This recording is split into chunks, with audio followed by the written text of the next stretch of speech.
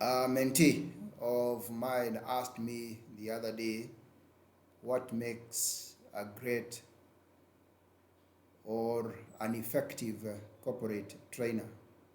A couple of things to put into consideration when you are a corporate or a management trainer. First critical thing is that know your prayers before you coach the play. Walk around the room when you meet your audience. Study them like the way a coach studies their squad. Skills, fear goals. Therefore, check on their learning style. If you are training 20, 30, 40 people the same way you train each and every one of them, you're only going to reach about 10, because people have individual likings.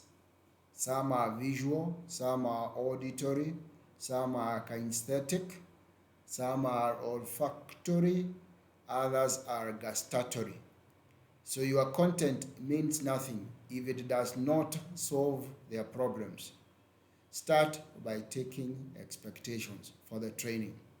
Sir Alex Ferguson, the famous football coach, said you must have the ability to see people's strengths and build a team around them, not the other way around. So remember, if this is your first time on this particular channel, click the subscription button so that anytime we bring in this kind of content, you are the first one to be able to consume. And also keep your notification button on so that you get that notification. The second thing to put in consideration as a corporate trainer is design for the game, not for the locker room, not for the locker room talk. It means that you are not delivering a speech. Corporate training is a performance. Adults learn better by doing, not listening. 70% practice, 20% feedback, 10% theory. So ensure 70% is practice, 20% feedback. How is everything going along? What was your feel about that? And 10% theory. Every 15 minutes, change an activity. Question group work, case studies, role play, demonstrations, they work effectively. If they sit and listen for an hour, you have lost them. Phil Jackson, that basketball coach who is famous, said the strength of the team is each individual member.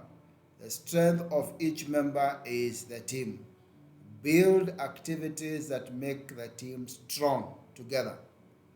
Third critical point that you need to put into consideration when you are training as a corporate trainer is clarity beats complexity every time. Your job is to make the complex simple, not to make the simple complex. One concept per slide, one action per activity. If a 12-year-old cannot explain it back to you, you have not taught. Use stories, examples, analogies, metaphors from their work. Cut out jargon. Ensure you have very clear English or whatever language you are using. Rafael Nadal coach, Tony Nadal, used to say that a coach must simplify. If the player thinks too much, he plays badly. If the trainee thinks too much, he does nothing. Fourth important tip I would give you to become an effective corporate trainer is feedback is your fastest path to growth. Great coaches stop the drill correct immediately, then they restart. Do not wait until end of the day to give feedback. Catch them doing right, name it. Catch them doing wrong, your trainees correct with respect. Specific feedback beats general praise. Say, I saw how you handled that matter. I saw how you handled that customer satisfaction case. Good job. Usain Bolt coach Glenn Mills used to say, you cannot improve what you do not measure and correct. Feedback in the moment builds champions.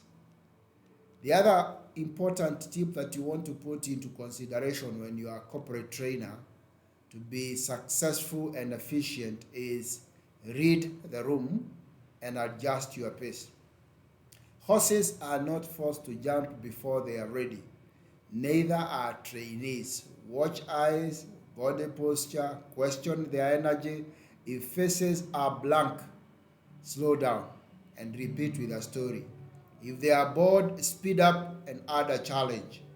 If energy is too low, do a 60-second stand and you jump around, stretch a bit. Yeah?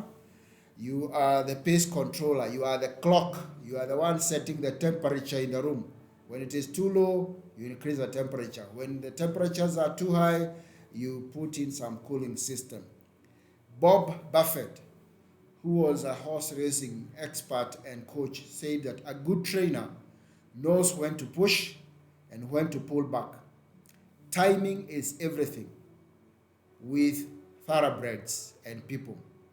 Last tip, build confidence before you demand performance.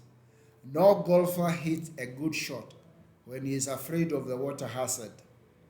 No employee performs when he is afraid of embarrassment. So create some psychological safety first in the room.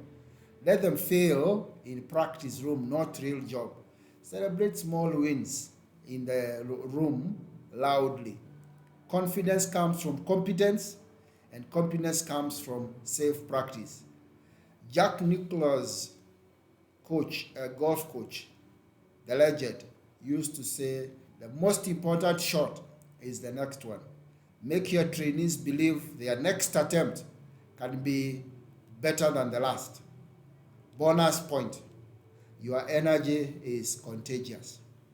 Motocross riders crash if the coach is flat and fearful. Your energy sets the room temperature. If you are tired, they will be dead. If you are sharp, curious, engaged, they will wake up.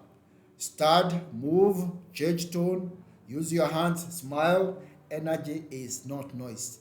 Energy is continuous. Energy is life. Energy is juice.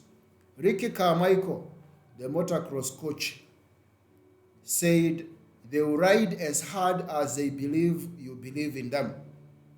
Your belief shows in your energy. In conclusion, the end your training with action, not with applause. Training that does not change behavior, coaching that does not change behavior is entertainment. Every session must end with one clear next action. Each person will do Monday morning. Ask them to write it, state it to a partner, commit to it. Follow up after 7 days if possible. Applause fades, but changed behavior pays back big time for that organization, for your clients, and for that particular business that you are helping, training their people. Vince Lombardi, that football coach, famous football coach, and a legend, said, winning is not everything, but wanting to win is. Turning wanting into doing before they leave the room is the game changer. Remember, if this is your first time on this channel, click the subscription button. Anytime we load new work, you are the first one to achieve it. All the best. God bless.